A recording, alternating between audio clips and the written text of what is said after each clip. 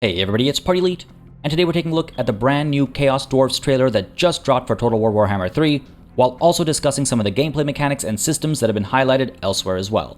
If you want to grab the DLC for yourself, don't hesitate to use the link I've included in the description and pinned comment down below if you want to support the channel as you buy it. It should be available at that link already, but if not, it'll be available there soon. I'm really looking forward to diving right back into Total War Warhammer 3 with this brand new DLC, and if you want to join in on the action with me before the DLC releases, you might want to consider subscribing to the channel. Now, with no more time to waste with an intro, and with timestamps down below as always, let's begin with a look at the trailer.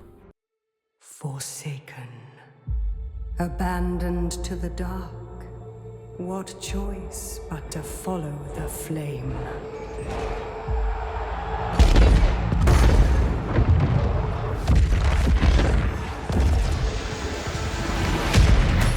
The fire to tear down the old ways, burning away all fear, doubt, and weakness.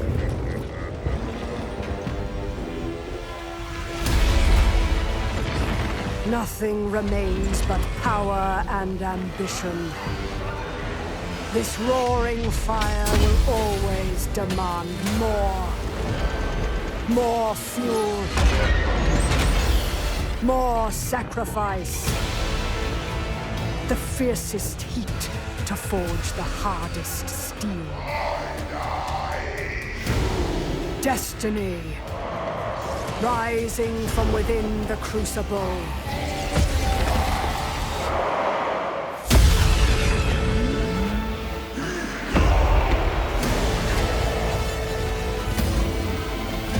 To seize the world with this fire is to see it burn first.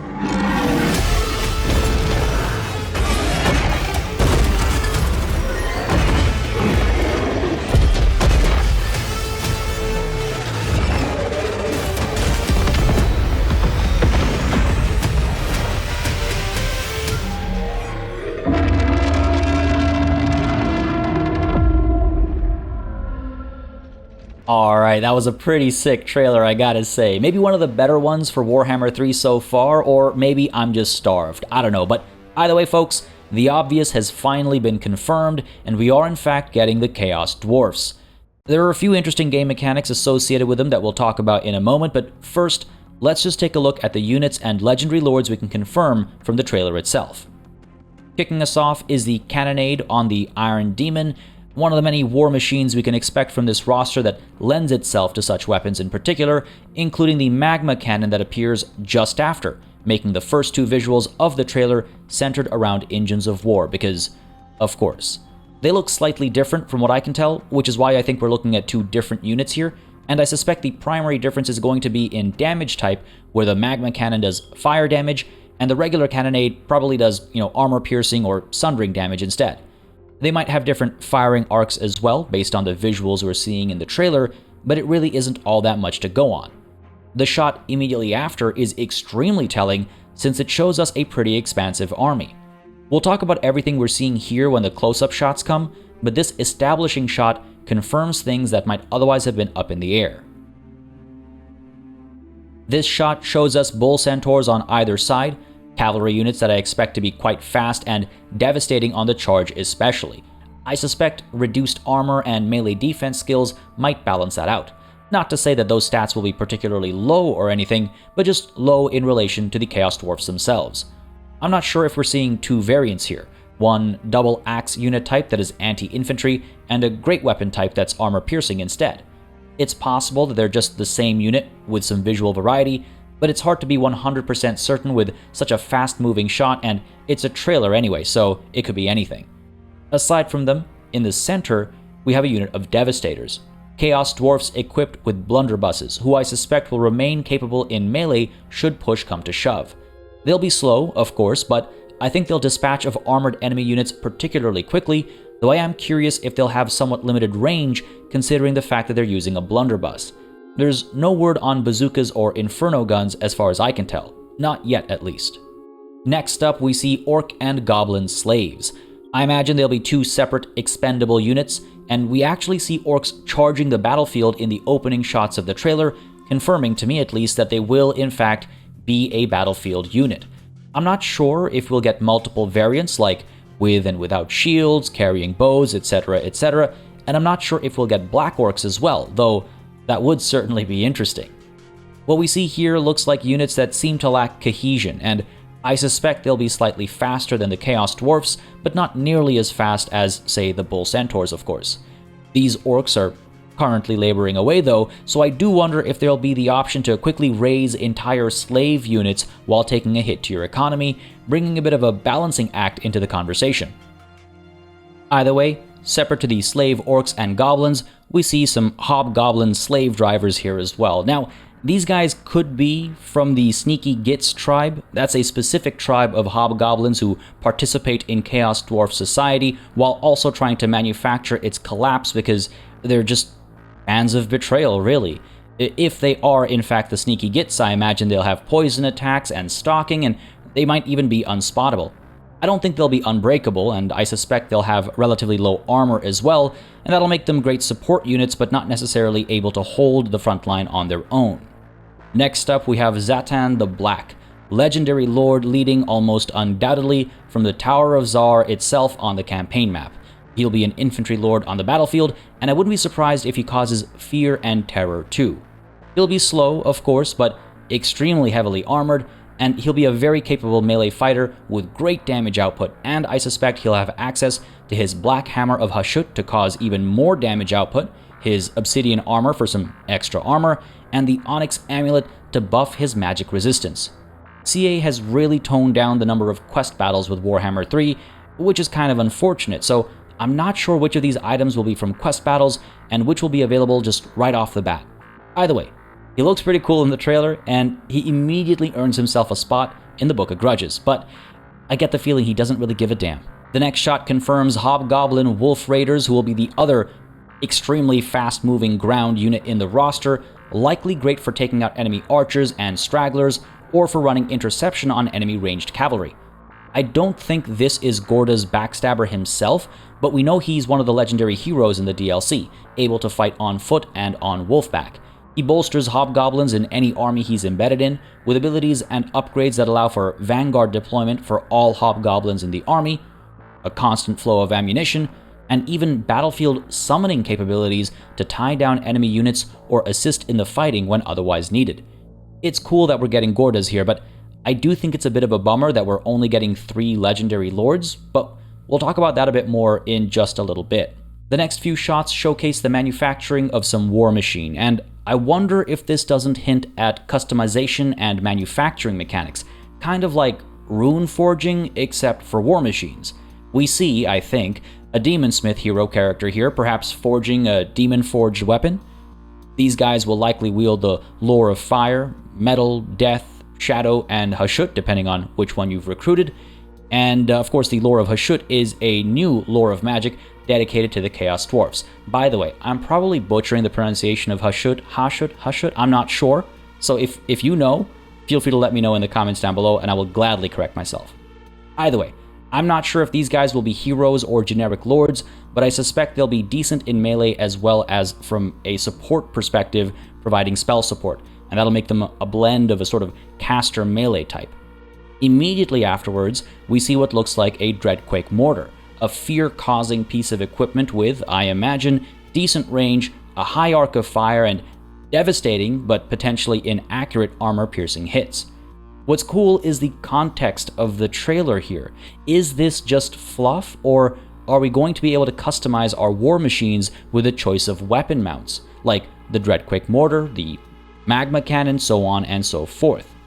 The next shot is of an Iron Demon being walked down the factory floor, and they have variants that we've seen littered throughout this trailer so far. The Cannonade at the start, the Magma Cannon I've mentioned a couple of times now, the Dreadquake Mortar we just saw, and the Death Shrieker rocket launchers. So I'm curious about this series of shots and what they might mean.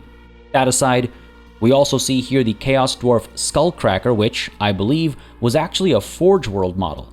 I'm really excited to see this monstrosity in the game, and I suspect they'll be anti-infantry siege attackers with armor piercing, at the very least, though I wouldn't be surprised if they're very powerful on the charge as well, but easily destroyed in prolonged combat. Like most chariots, except this one's souped up and armored. Either way, they look sick, and we see them breaking through some gates later in the trailer too, confirming, to me at least, that they're probably going to have the siege attacker trait. Next up, we have a bunch of soldiers in formation with great weapons. I don't know if these are just regular warriors or if they're acolytes of Hashut, given the context of the shot, and if it's the latter, they'd probably have magical damage output in melee, and I expect them to be, perhaps, armor-piercing with their great weapons. They might instead be Infernal Guard, though I think we see those guys later. Either way, they seem quite heavily armored, and I suspect they'll hold the line in melee quite well as a result.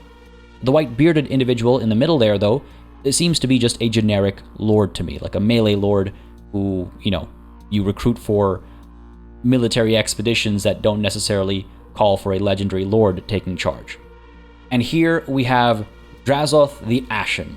Another name I'm butchering, but either way, he'll be leading out of the Black Fortress on the campaign map, I think, in charge of the Legion of Asgore. Or so I assume. I'm not sure if he'll be available on foot or if he'll always appear on the battlefield atop his beast, Cinderbreath, the Great Taurus, or the Great Bale Taurus, I think they're calling it in Warhammer 3, but if it's the latter, he'll be constantly airborne, and he'll be quick to move around the battlefield as he casts spells from the lore of Hashut. His presence might bolster Chaos Dwarf troops in an area around him, and I suspect his beast will provide him with flaming attacks in melee, and perhaps a fiery breath attack to use as a bound ability too. Now again, who knows what quest battles he'll have and what items he'll start the campaign with, but we might see the Graven Scepter that improves his abilities in melee, or we might see the Hellshard Amulet to bolster his ward save, or we might also see the Demon Spike Crucible to help with his casting abilities in one way or another. Here we once more see quite a collection of units. For one, on the right, I think that's an additional variant of Bull Centaurs, this time armored, so perhaps a bit slower but also more heavy-hitting and a bit better protected. Otherwise, in the center, I assume these masked guys are immortals, and in front of them, the Infernal Guard. The Infernal Guard will likely be a smaller, more elite unit with slightly higher armor and either fire or magical damage output. I suspect we'll see a few variants of Infernal Guard, like with great weapons for armor piercing or halberds for anti-large armor piercing, and it's very possible that the guys I'm identifying as immortals are instead a variant of the Infernal Guard. Assuming they're immortals, though, I'm expecting another small elite unit with greater granite armor that translates to either physical resistance or a ward save, and decent melee stats all around. Next up is Astragoth Ironhand, our third and final legendary lord, coming in as a blended caster melee lord wielding the lores of Fire and Hashut. I suspect his skill tree will be a mixed bag as opposed to giving access to the whole gamut, of course, but that aside, he should be pretty quick thanks to his augmentations, and he'll probably be pretty strong in melee too, presenting yet another hybrid type of lord. I expect he'll have an overdrive ability to get boosts to his charge bonus and speed alike, but apart from that, I'm curious if he'll have any quest items or battles. Either way, he looks pretty good, and he might actually be my top pick for a Let's Play on the channel to kick things off. I'm not sure yet, but I would love to see people's opinions in the comments for sure, so feel free to share them down below. Up next is a Bale Taurus, the smaller version of the Great Bale Taurus. This is still a big flying monster with flaming attacks, providing some decent mobility, a fire breath attack probably, and perhaps Frenzy to top it all off. It might even have some regenerative capabilities when in melee or specifically when hit with fire damage, adding a new layer of thinking for anybody trying to take one out. There's the Skull Crusher again, this time punching through some gates, confirming, in my eyes at least, that this is in fact a siege attacker. And this is the Lamassu, another flying monster, this one a mutation of the Bale Taurus, with magical capabilities to launch fireballs or to help allies quickly navigate the battlefield, seemingly with a type of teleportation spell? Time will tell.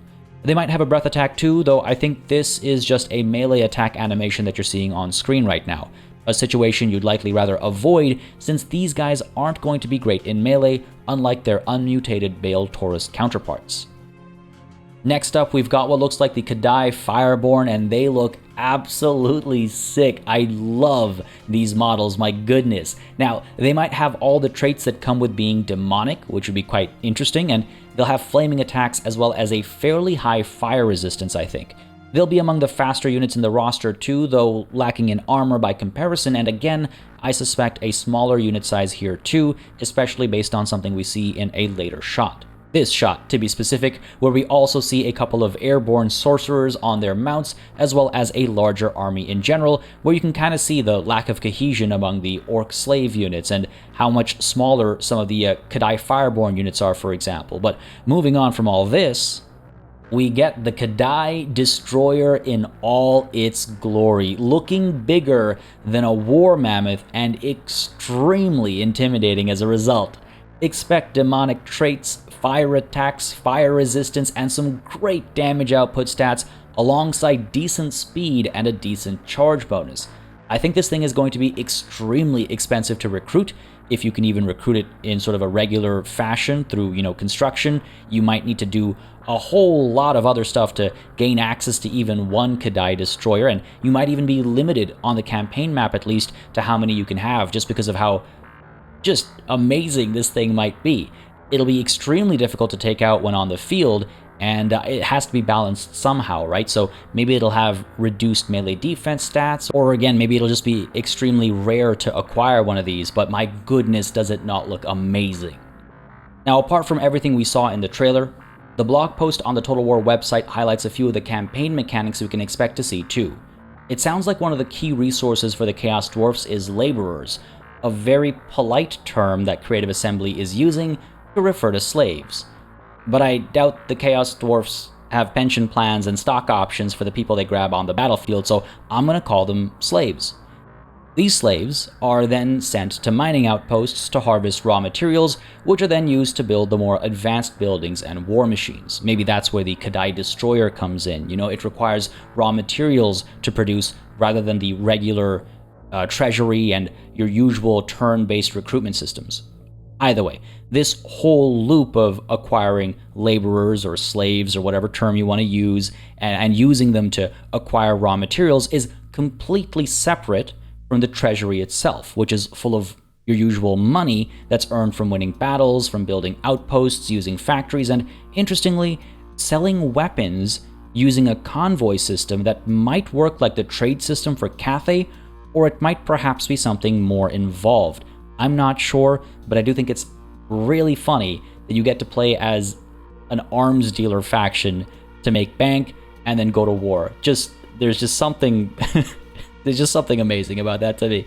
Now, I'm also quite curious about the Tower of Tsar. It sounds like it'll involve a lot of politicking and gaining influence in order to secure more favorable modifiers while competing with opposing Chaos Dwarf factions. That, I think, will be particularly interesting for people playing multiplayer with their friends or with their future enemies, perhaps, and just trying to navigate the political atmosphere within the faction while also, of course, fighting against external forces too.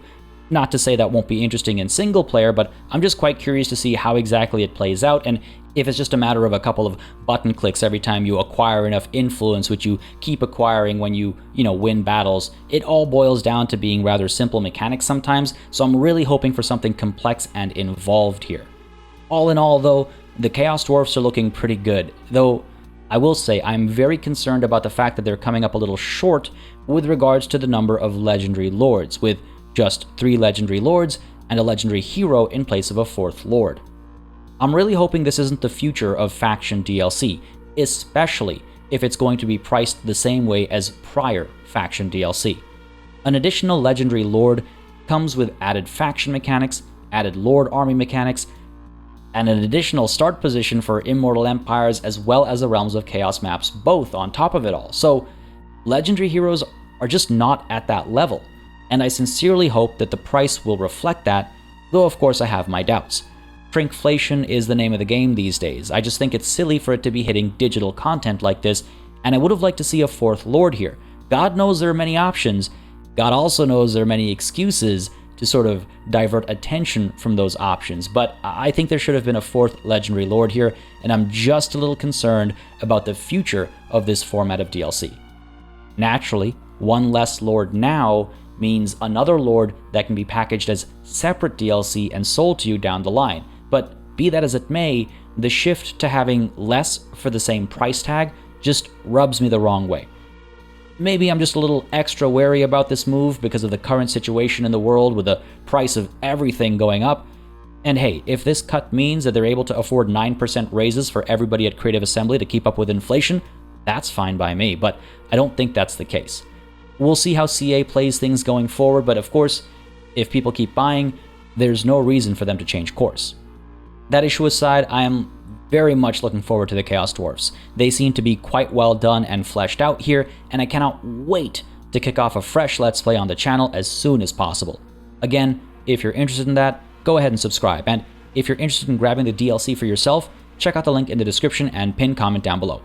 If you enjoyed the video, consider hitting the like button on your way out, and as always, a massive thanks goes out to all of the channel members and patrons who've been supporting the channel on a monthly basis. Y'all keep us alive and running smoothly, and of course, a big old thanks goes out to each and every one of you for watching. Until next time, cheers.